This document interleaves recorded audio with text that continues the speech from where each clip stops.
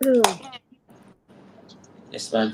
Sir एक बार देख लीजिए, जी एंटरटेनमेंट 149 की खरीद है, क्या करना चाहिए? लोकेश सर समझ गए शायद।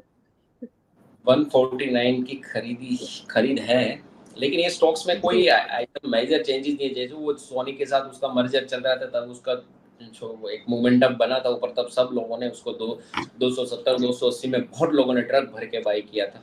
लेकिन अभी स्टॉक्स के लिए 131 लेवल चल रहा है, मार्केट के साथ करेक्ट है। उसने जहां से लिया वहीं पर ही रेसिस्टेंट है 150 152 के ऊपर। जब तक स्टॉक्स नहीं जाएगा तब तक स्टॉक्स आगे नहीं चल पाएगा टेक्निकली। फंडामेंटली ठीक है, स्टॉक्स में इतना ज़्यादा कुछ रहा नहीं। सोनी के साथ मर्जर के था तभी एक मूवमेंट बना था, उसके बाद स्टॉक्स में कुछ आया नहीं। और मुझे लगता है कि इसमें हर लेवल पे बिकवाली ही आ रही है। अभी तो ठीक है, लोअर लेवल पे तो सबको अट्रैक्टिव लग रहा है कि चलो इतना नीचे है तो ले ले। लेकिन मुझे लगता है कि अगर किसी को लेना है तो वो होल्ड कर सकते हैं, और नया लेना है तो 152 के ऊपर जाए तब ले। यहाँ पर ये 52 वीक के लो के ऊपर स्टॉक चल रहा है। स्टॉक्स मुझे लगता है कि ये कुछ सिंगल डिजिट में भी सॉरी डबल डिजिट में आ जाए तो भी हमें वो सरप्राइज नहीं होगा। अभी 30 रुपीज़ और नीचे जा सकता है स्टॉक्स।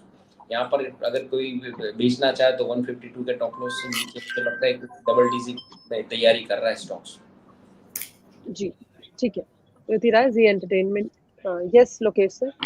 सर को शेयर करना। अरुण जी ने बोला ट्रक भर के लिया था, अब ट्रक भर के रो रहे हैं जे क्यों ले लिया 260-70 में। मैं आपके दर्शकों को ना एक चीज सिखाना चाहता हूँ जिससे ये सब चीजों से बचा जा सकता है।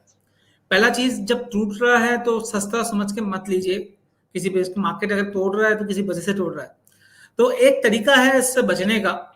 आप एक चार्ट खोलिए सर मैम, सीएनएक्स मीडिया। ये सीएनएक्स मीडिया, सीएनएक्स मीडिया खोल लीजिए और इसमें वीकली डेली में आप डाल दीजिए चार्ट पे। वीकली में डाल दीजिए, डेली पे डाल दीजिए। आपको डेली पे डाल सकते हो, वीकली में डाल सकते हैं। आप देखो कहीं से भी मौका नहीं मिल रहा मीडिया सेक्टर में ऐड होने का। तो ये मीडिया से ऑटोमेटिक देखो, एज ए ट्रेडर हम क्या करते हैं, हम 15-20 स्टॉक में ट्रेड करते हैं, करेक्ट। अगर ये 8-9 महीना 1 साल से ये सेक्टर ही डाउनफॉल में है तो इसके स्टॉक मुझे क्यों लेना है?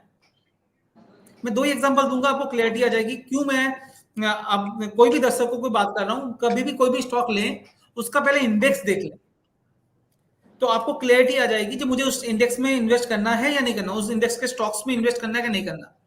राइट। आप देखिए कंटिन्यूअस डाउनफॉल है, तो क्यों मुझे इस सेक्टर पे पैसा लगाना है? तो अपने आप ही आपका जी आपके हाथ से निकल जाएगा, आपको लेने की जरूरत नहीं पड़ेगी। सेम एक और आपको दिखा रहे हैं, सीएनएक्स आईटी।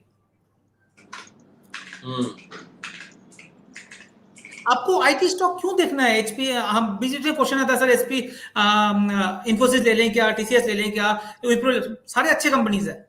मगर आपको चार्ट पे देखो ना, आपको दिख रहा है कि IT sector he down side में है। एक स्टॉक हो सकता है आउट परफॉर्म करे, वो 1 दिन 10 दिन 5 दिन के लिए करेगा, बट लंबे टाइम तक नहीं करेगा क्योंकि सेक्टर नहीं चल रहा। तो आप देखिए ये लास्ट 1 साल से आईटी का चार्ट है, आप कंटिन्यूअस डाउन साइड में। तो हमें क्यों लेना है? अब लेना क्या है, जस्ट इसका ऑपोजिट देखो सर मैम, सीएनएक्स ऑटो 108% का रिटर्न दिया लास्ट अप्रैल से अभी अप्रैल तक। अब कंटिन्यूअस, तो इस सेक्टर में जो भी स्टॉक्स हैं कम ज्यादा आपको रिटर्न मिलेगा, किसी में कम मिलेगा किसी में ज्यादा मिलेगा। अब हीरो मोटो का लेओगे तो थोड़ा कम मिलता, बजाज ऑटो मिलते तो आपको 2-3 गुना हो गया, 3,000 का 9,000 हो गया। हीरो मोटो का शायद 2,500 का 5,000 हुआ है, तो डबल हुआ है। टाटा मोटर देखोगे वो भी 400 का 1,000 हुआ है इस 1 साल में। टीवीएस मोटर देखोगे वो भी 1,000 का 2,000 हुआ है। एमएनएम देखोगे वो भी 1,200 का 2,000 हुआ है। नाम लो कंपनी का। कब से हम इंतजार कर रहे हैं, कहाँ थे तुम? सॉरी सिस्टर, वो रास्ते में हमारा वोटिंग बूथ पड़ता है तो बस वोट डालने रुक गया था। वोट? अरे पहले दादाजी को ले जा। अब देखो ये मूव देखो, तो पहले अगर आप इंडेक्स को आइडेंटिफाई कर लोगे मुझे कौन से इंडेक्स के स्टॉक्स को लगाना है, हो सकता है आप गलत होने के बाद भी आप प्रॉफिटेबल बनोगे। अब गलत हो गए तो कम प्रॉफिट बनाओगे मगर प्रॉफिट बनाओगे। तो ये एक मेरा तरीका है। मैं आप पूछते हो ना बीच बीच में सर लोकेश सर कैसे स्टॉक आइडेंटिफाई करते हो, तो पहले सेक्टर आइडेंटिफाई करते हैं, उसके बाद स्टॉक आइडेंटिफाई करते हैं। अगर सेक्टर आपको क्लियर है जो कौन सा सेक्टर चल रहा है, उसके बाद आप वहां से स्टॉक आइडेंटिफाई करो, तो आप बचे रहोगे और आपका इनकम बढ़ेगा घटने से ज्यादा। जी मैम। जी, ठीक है। तो ये थी ओवरऑल सेक्टर के ऊपर बात कि किसी भी स्टॉक में निवेश करने से पहले एक बार आपको उसके सेक्टर की तरफ नज़र ज़रूर डालनी चाहिए।